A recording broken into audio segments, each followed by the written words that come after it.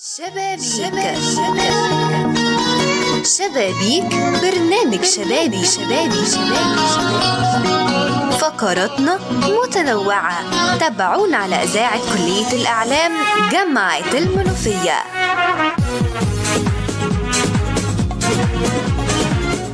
مساء الخير أعزائي المستمعين من كل مكان من راديو كلية الإعلام جامعة المنوفية. معاكم بسنت هدهود من برنامجكم شبابيك. في شبابيك الموجز، التقرير، الحوار. في شبابيك مسابقة جوائزها شيقة.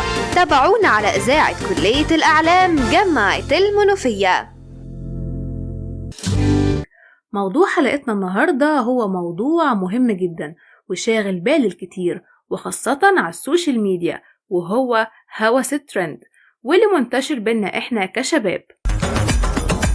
الحب اتجمعنا والدنيا هتسمعنا، والليلة أول أعيادنا، دي طريق أمجادنا، وادي السمر ولادنا، وادي القاهرة، وادي بلدنا. حياتنا بقت أغلبها على السوشيال ميديا، حتى ما بقيناش نهتم بصحة اللي بيتنشر، بقينا ندور على أكتر حاجة هتجيب فولورز وريتش، حتى لو متأكدين إننا هنلاقي اعتراض كبير من الناس، وده تقريبا اللي بيبقى مقصود، لأن أكتر حاجة الناس بتعرضها بتتشهر أكتر، وده نسميه هوس الترند، واللي بقى إدمان عند بعض الناس. هنتكلم أكتر عن هوس الترند مع ضيفنا دكتور إبراهيم عطا، دكتور علم النفس في كلية الآداب جامعة المنوفية.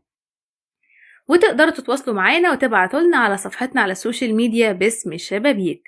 مستمعينا فاصل سريع ونرجع لكم تاني، خليكم معانا. دلوقتي مع تيم ستارز تقدر تحضر نهائي كأس العالم بأقل التكاليف. كل اللي عليك تجاوب على سؤالنا: كم هدف سجله بيليه في كأس العالم؟ لو عرفت الإجابة الصح ابعت لنا على نجمة 3 شباك، وهتدخل معانا في سحب على تذكرة لنهائي كأس العالم. يلا مستني ايه؟ ما تفوتش الفرصة.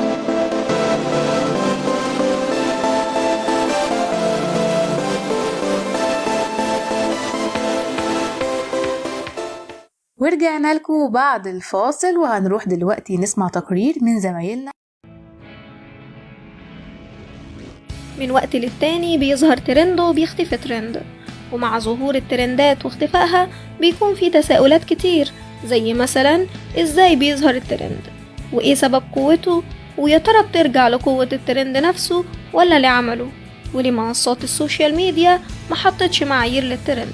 بعض الخبراء شايفين ان قوة الترند واستمراره بيعتمد على نشر المحتوى، وان الاعلام بيستفيد من الترند مش بيعمله. ورغم كده فوسائل الاعلام اللي هي فرصة في انها تعمل ترندات بالتحقيقات الصحفية المثيرة. وكمان في خبراء تانية شايفين ان مفيش معايير واضحة بتنظم المحتوى على منصات السوشيال ميديا، ومع ذلك في محاولات من بعض المنصات بتحاول تحد من الآثار السلبية للترندات. وفي الفترة الأخيرة ظهرت مجموعة من الترندات زي ترند عامر النظافة وترند حسام حبيب وشيرين عبد الوهاب. وبقى عامر النظافة أعلى ترند في مصر لما انطرد وهو بيشتري وجبة كشري من مطعم التحرير بسبب لبس عمله. يعني زبلته والله العظيم زبلته. لكن انت دافع فلوس في ده؟ لا دافع، ادي الصلصة وادي الحاجات وادي كل حاجة وتصدر حسام حبيب ترند جوجل ومنصات السوشيال ميديا بعد دخول الفنانة شيرين عبد الوهاب المستشفى، وقالوا إن السبب في إدمانها. عايزة أقول للناس ادعولي. مستمعينا ورجعنا لكم بعد ما سمعنا التقرير، ومعانا ومنورنا دلوقتي دكتور إبراهيم عطا، دكتور علم النفس في كلية الآداب جامعة المنوفية. أهلا بحضرتك يا دكتور، منورنا النهاردة. أهلا بحضراتكم جميعا. طبعا مبسوط جدا مع وجود الطلاب بتوعنا الجمال خالص، كلية إعلام قسم إذاعة وتلفزيون. أهلا بحضرتك يا دكتور. الحقيقة إن في مصطلح جديد خلانا إحنا كمستمعين أو متلقين عايزين نعرف ومستغربين إيه هو هوس الترند، فعايزين نعرف من حضرتك إيه هو هوس الترند. كلمة هوس عندنا في علم النفس هو دايما حاجة زيادة الإنسان بيحاول يعملها. شخص مهووس بالشوبينج، شخص مهووس بان هو حتى يسرق، بيقوم بامور سلبيه.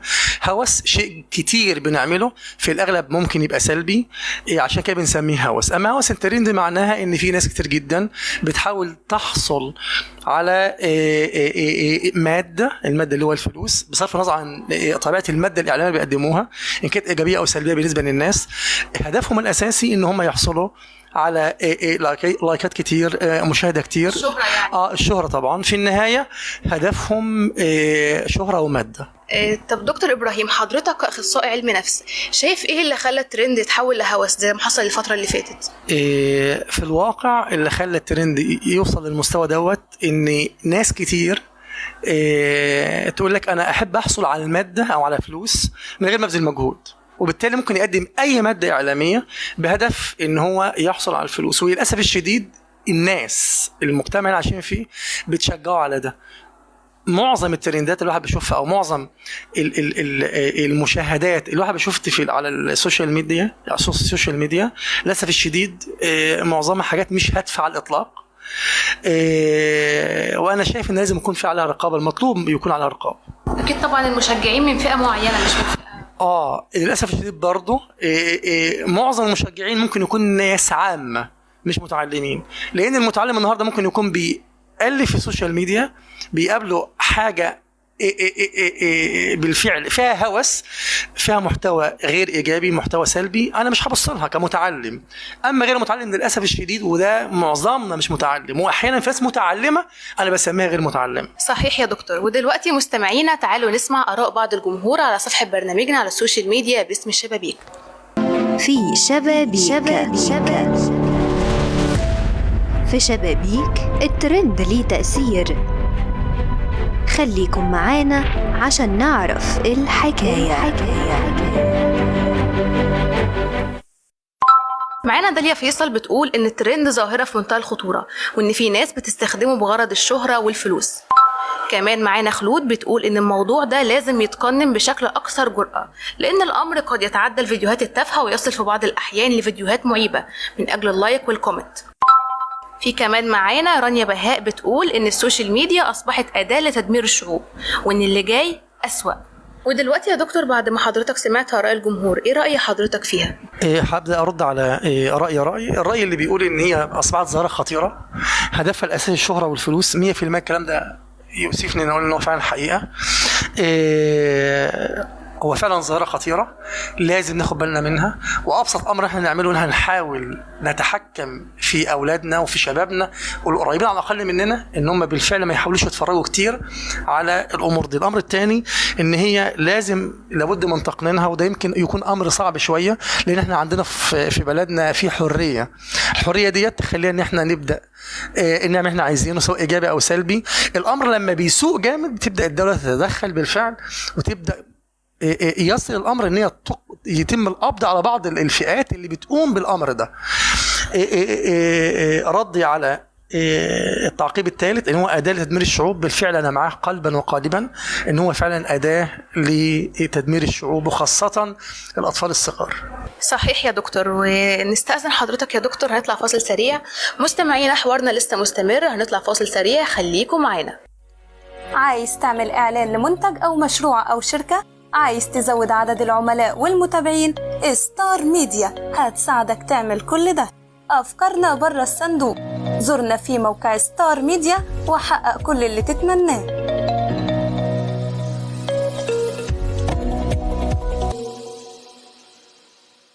مستمعينا ورجعنا ليكم مرة تانية بعد الفاصل، وهنكمل حلقتنا النهاردة. وبنفكركم ان موضوع برنامجنا عن هوس الترند مع دكتور إبراهيم عطا، دكتور علم النفس في كلية الآداب جامعة المنوفية. دكتور، احنا نزلنا الشارع وسألنا بعض الناس عن هوس الترند، وهنسمع دلوقتي آراء الناس في الشارع.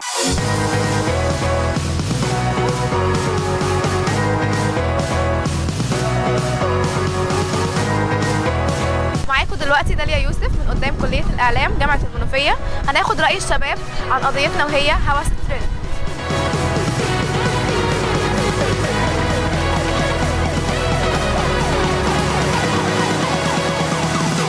ايه رأيك في الترندات اللي ظاهرة دلوقتي؟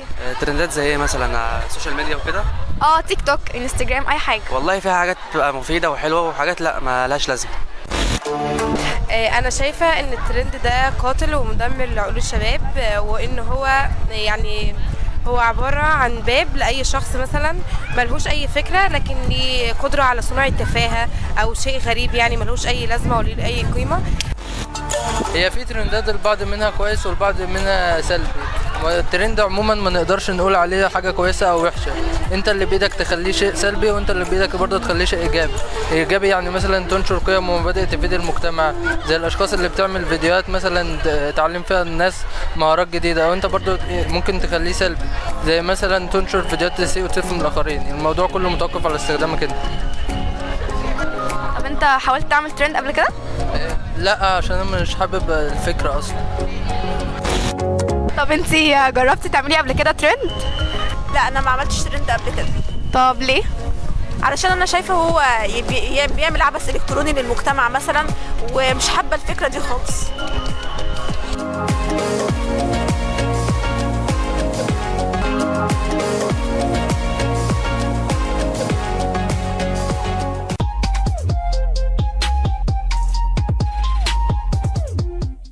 دكتور إبراهيم، دلوقتي الترند بقى مصدر دخل، هل شايف ان ده استغلال ولعب بالعقول ولا الناس هي اللي بتسيب فرصة للترند انه يظهر؟ هو بالفعل استغلال ولعب بالعقول، وفي نفس الوقت الافراد الغير مثقفين الغير متعلمين في وجهة نظري هم اللي بيشجعوا ده ان هو يحصل. يعني لو احنا النهارده شفنا فيديو على الفيسبوك مثلا، فيديو انا شايف ان هو غير هادف، عدي عليه بيبان من الوهله الاولى.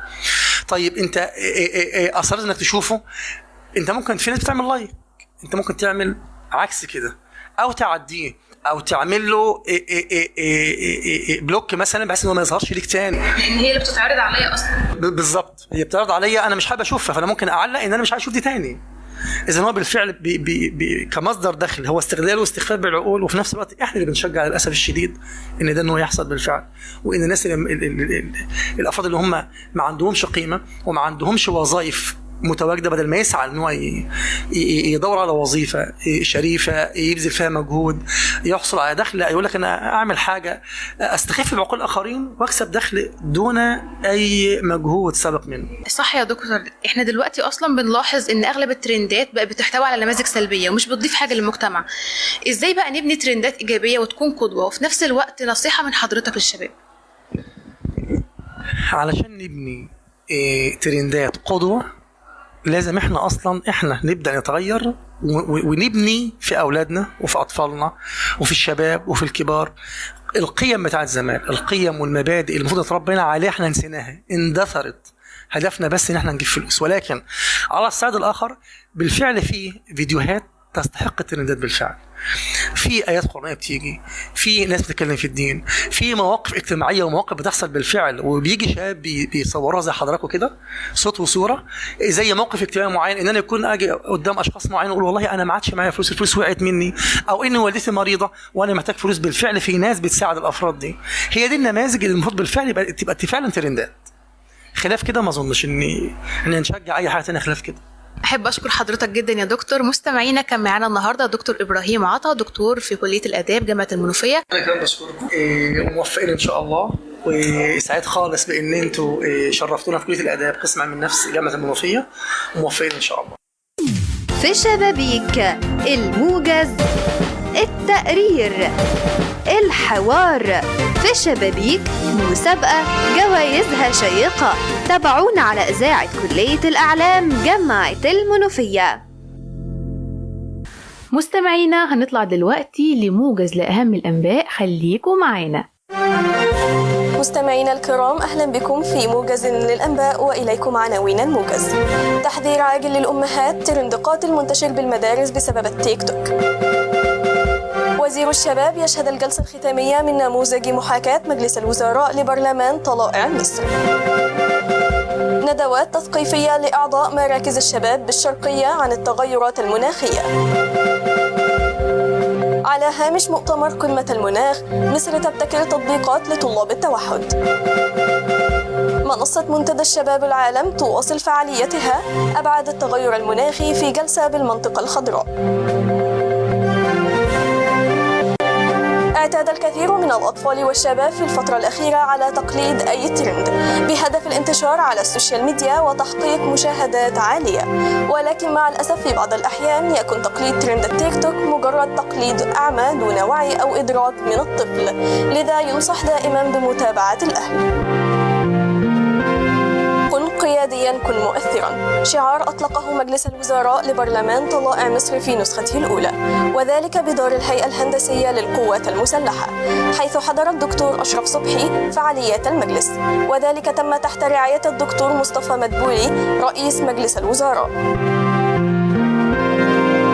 أكد الدكتور محمود عبد العظيم وكيل وزارة الشباب والرياضة بالشرقية أنه في إطار الحفاظ على البيئة ومكافحة ظاهرة التلوث، قامت المحافظة خلال الفترة الماضية بتنفيذ 12 ندوة تثقيفية عن التغيرات المناخية وأثرها على البيئة والإنسان، واستفاد العديد من شباب المحافظة بالندوات التثقيفية.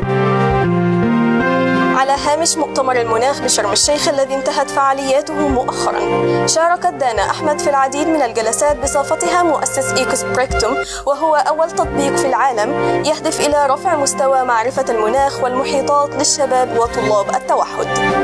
وألقت دانا صاحبة 19 عاما وهي مصرية ولدت بالإمارات وتدرس باسكتلندا كلمة في إحدى الجلسات وقالت: أعيش بعيدا عن مصر بسبب دراستي، وأشعر دائما أنني بعيدة عن وطني، لكن ما نجح في إبقاء قريبة من ثقافتي وتراثي هو جدي، فهو عمليا السبب الرئيسي لوجودي هنا اليوم، حيث يستمر في إلهام عملي ويكون محور كل تطلعاتي. شهدت منصة منتدى شباب العالمي في مؤتمر المناخ جلسة حول أبعاد التغيرات المناخية بحضور العميد دكتور خالد عكاشة مدير المركز المصري للفكر والدراسات الاستراتيجية، وأدار الجلسة الدكتور صبحي عسيلة الخبير في مركز الدراسات السياسية والاستراتيجية في الأهرام. تناولت الجلسة التداعيات السلبية للتغيرات المناخية من الجوانب السياسية والأمنية والاقتصادية والاجتماعية، ما أدى إلى مزيد من التداخل والتعقيد للظاهرة. أعزائنا المستمعين، وصلنا لنهاية موجزنا. شكرا على حسن استماعكم. كان معكم جنة الحداد. مستمعينا، ومع نهاية الوقت بنقفل شباك حلقتنا النهاردة. استنونا في حلقة جديدة. مع السلامة.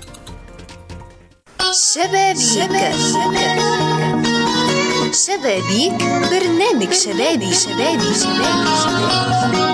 فقراتنا متنوعة. تابعونا على إذاعة كلية الإعلام جامعة المنوفية.